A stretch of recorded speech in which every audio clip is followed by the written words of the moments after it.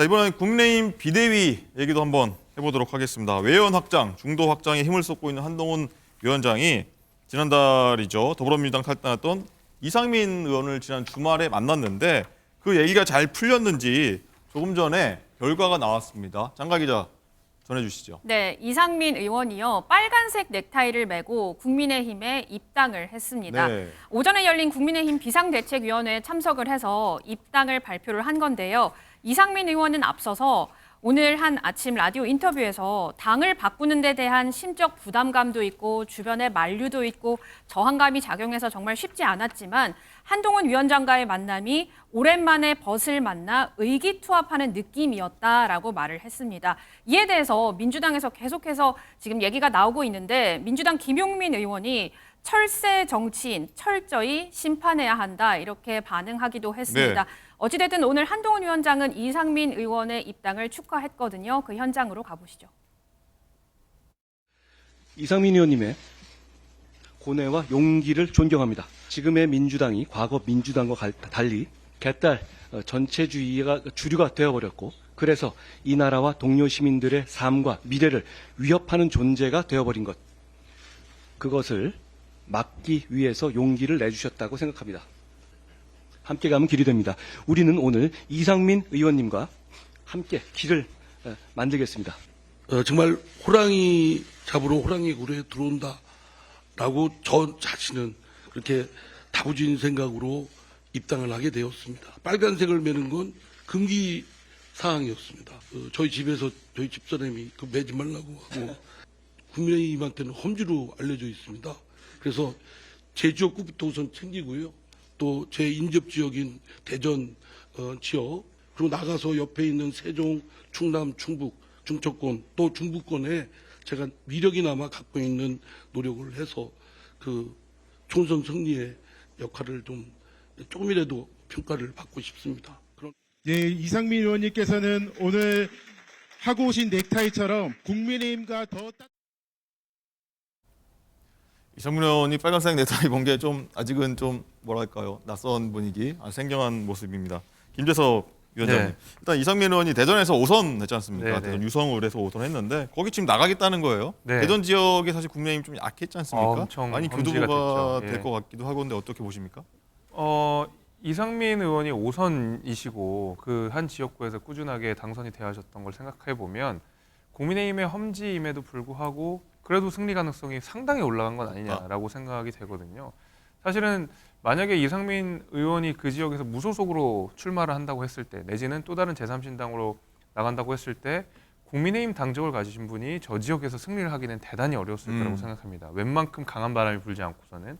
그렇다고 했을 때 저 지역에 누군가 국민의힘에서 공천이 돼야 될 거고 국민의힘이 저 지역의 한 적을 뺏어와야 되는 사명이 있다고 한다 그러면 이제 이상민 의원이 가장 적합한 분인 것은 사실입니다. 그래서 뭐 국민의힘 의석수를 하나 더 가져오시는 데 일조를 하셨으면 하는 바람이 있었고 저는 사실 국민의힘 입당을 이렇게 빨리 하실지는 몰랐거든요. 왜냐하면 이 민주당을 탈당할 때에 내놓으셨던 이야기는 사실은 이재명 대표 체제의 민주당을 비판하는 것이었거든요. 그러다 보니까 제3신당으로 갈 가능성도 있다. 그러니까 국민의힘으로 가겠다가 아니라 지금의 민주당은 안 된다라고 주장하셨기 때문에 저는 오히려 제3신당으로 갈 가능성을 더 높게 치기도 했는데 국민의힘과 그러니까 한동훈 비대위원장과 이 만남 이후에 입당식이 이루어진 걸로 봐서 뭐 빠르게 결정을 하신 걸로 보이고 네. 이제 한 식구가 되셨으니까 그 대전 지역의 그다음에 충청도 지역 전체에 좋은 바람을 일으켰으면 하는 바람을 네. 갖고 있습니다. 정주 부대원, 네. 이상민 의원 얘기 나올 때마다 이렇게 좀 웃고 계신데 예전에 저희 방송 때 한번 가소롭다는 얘기를 한번 이상민 의원한테 들은 적이 있었는데 일단 한 위원장 제안에 이상민 의원이 발빠르게 반응을 일단은 일사천리로 했다고 보여지는데 이런 모습들을 어떻게 좀 보셨습니까? 뭐 가소로운 후배가 한마디 드리면 네. 참 부끄럽다. 정치 꼭 저렇게 해야 되나 싶어요. 그러니까 아까 이제 김재섭 위원장이 얘기를 했지만 본인이 민주당에 있으면서 이재명 대표에 대한 쓴소리를 한 거는 정말 당이 잘 되기 위해서 했다고 끊임없이 주장했습니다. 근데 이제 드러났잖아요. 결국에는 국민의힘에 입당하기 위해서 그렇게 피 맺힌 울음을 했던 소쩍새가 된 겁니다. 울다 지쳐서 진짜 목이 쉰 것 같은데요. 제가 봐서는 그거예요, 명확하게. 한 번 더 육선하고 싶어. 나 국회의원 한 번 더 하고 싶어. 그 얘기잖아요. 그 다음에 그래서 난 국회의장 되고 싶어. 이 얘기를 솔직하게 했었으면 좋은데 왜 당에 무슨 애정이 있는 것처럼 그렇게 오랫동안 당내에서 분란을 일으키고 탈당을 하고 국민의힘 입당해서 가문의 영광이라고 표현을 하더라고요. 이렇게 당적 옮겨가면서 철새 정치인이 가문의 영광이면 도대체 뭐 가문까지 얘기하지는 않겠지만 창피한 일이지 않겠습니까? 저라면 저렇게 정치를 안 하겠다라는 좀 생각이 들고요. 삼지대로 갔으면 그나마 명분이 있었죠. 그러니까 민주당에 대한 어떤 정치적인 부분들이 좀 본인이 성취할 수 없는 부분이 있다. 그렇기 때문에 새로운 정치를 위해서 삼지대에서 뭔가를 내가 정치적 뜻을 펼치겠다 하면 되는데 국민의힘 입당한 거 보면은 야 정말 민주당에서 오랫동안 국민의힘으로 입당하기 위해서 많은 잘못된 일을 잘못된 말씀들을 했구나라는 좀 생각이 들어서 다시 한번 말하지만 정치 후배로서 매우 부끄럽습니다. 총선 때 그리고 총선 이후의 모습 한번 저희가 한번 지켜봐 보도록 하겠습니다. 자, 이런 가운데요. 한동훈 비대위원장이 오늘 행사장에서 문재인 전 대통령과 만남을 가졌는데요. 그 관련 영상 보고서 저희가 그 다른 얘기 한번 해보도록 하겠습니다.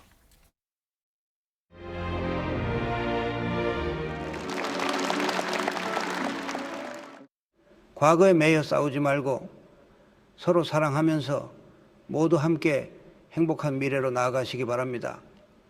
서로 존중하고 협력하면서 저희 집에서도 금모으기 운동에 길게 줄을 서서 동참했었는데 지역과 진영에 상관없이 정말 이 나라가 하나가 되는 굉장한 경험이었던 것 같습니다.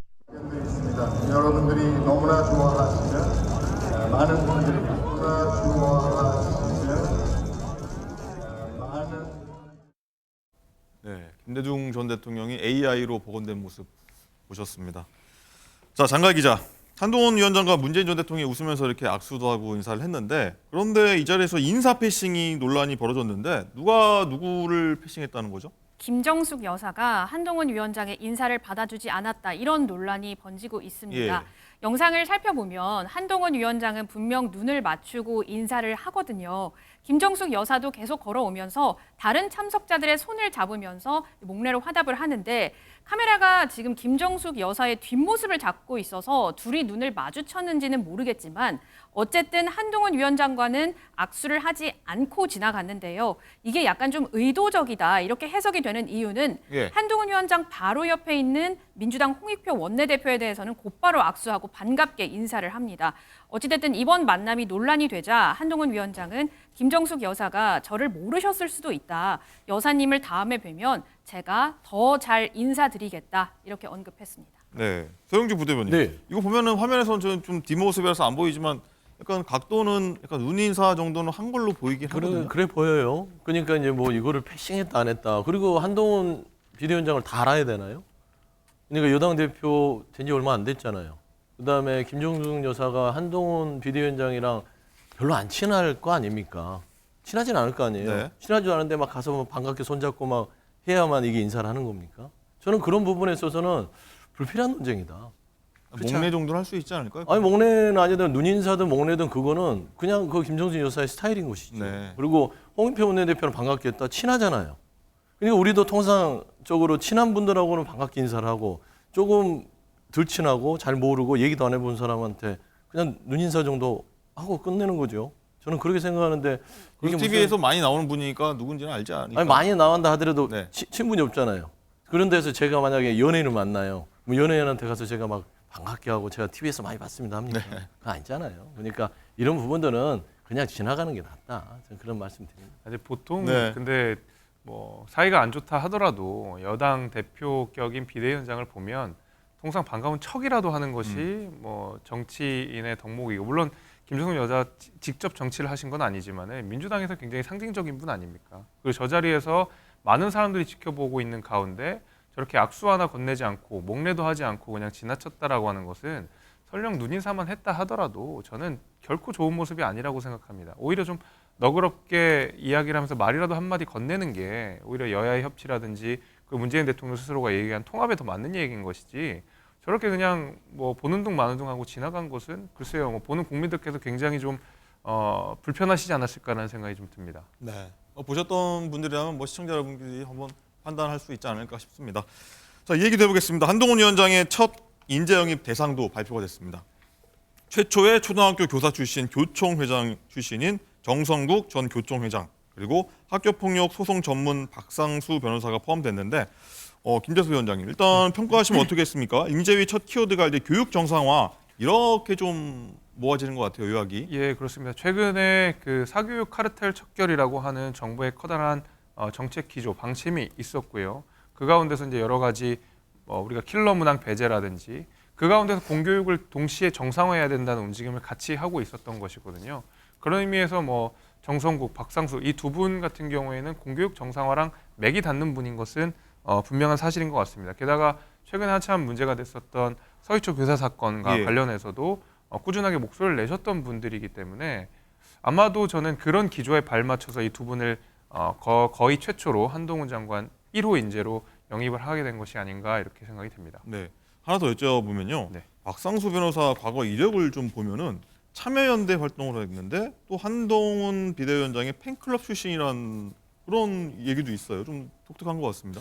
네, 이제 한동훈 장관이 그 더 큰 정치적 역할을 해야 된다라고 꾸준하게 주장을 하셨던 분이고 아마 그런 면에서 맥이 좀 닿았던 것도 있는 것 같습니다. 그런 의미에서라도 아마 한동훈 비대위원장과 많은 이야기를 나눴고 1호 인재로 영입이 됐는데 뭐 이렇게 팬클럽 출신 이런 비판이 좀 나오고 있는 상황이고 그런 지적이 있는 상황 속에서 굳이 1호 인재였어야 되느냐에 대해서는 저도 약간의 의문이 있겠지만은 뭐 그분의 어떤 팬클럽 활동 이력보다는 어떤 정치적 행보들을 해왔는지를 그냥 조금 더 지켜보고 네. 사후적으로 좀 평가를 해도 좋지 않을까 생각이 듭니다. 서영주 부대변인. 네. 일단 보면은 참여연대 출신 분들이 국민의힘 쪽으로 몇 분이 지금 가고 계시잖아요. 네, 그럴 수도 비대위원도 있죠. 있고. 네네. 이런 현상들은 좀 어떻게 보십니까? 그건 뭐 이제 선택의 자유죠. 뭐 그런 현상들에 대해서 참여연대가 진보적인 부분에 있어서 많이 주장을 하지만 이 참여연대가 민주당을 편을 들거나 그러진 않습니다. 문재인 정부 시절에도 참여연대가 정부에 대한 비판이 날카롭게 나왔었어요. 네. 그렇기 때문에 그 안에서는 정치적 성향보다는 본인이 지향하는 바에 대해서 이야기를 하는 것 같고 거기에 대해서 선택해서 가는 것인데 아까 봐서 이제 한동훈 팬클럽 활동했던 박상수 변호사 같은 경우는 네. 조금 부적절하죠.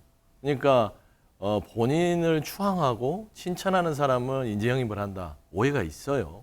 이게 또 보면은 이게 뭐 꼭 일맥상통하지는 않지만 김건희 여사도 팬클럽 한번 논란이 있지 않았습니까?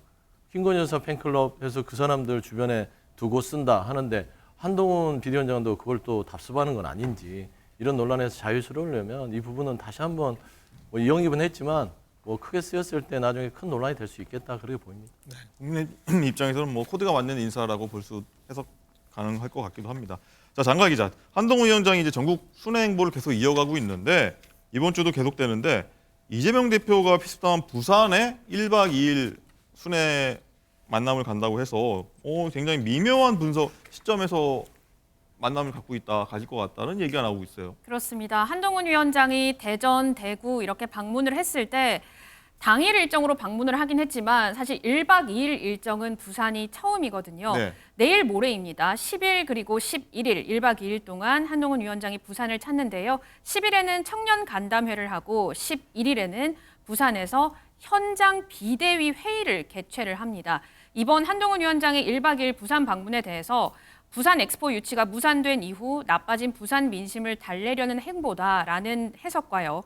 또 이재명 대표의 헬기 이송 구설로 인해서 좀 부산에서 민주당을 향한 민심이 출렁이고 있을 때 국민의힘이 점수를 확실히 얻겠다는 행보 아니겠느냐 이런 해석까지 나오고 있습니다. 네, 김재석 위원장님. 네. 일단은 한동훈 위원장이 첫 현장 비대위도 부산에서 연다고 하는데 뭐 장가 기자 얘기했지만 부산 민심 달래기 또 잡기 전략이라도 볼 수 있을 것 같기도 해요.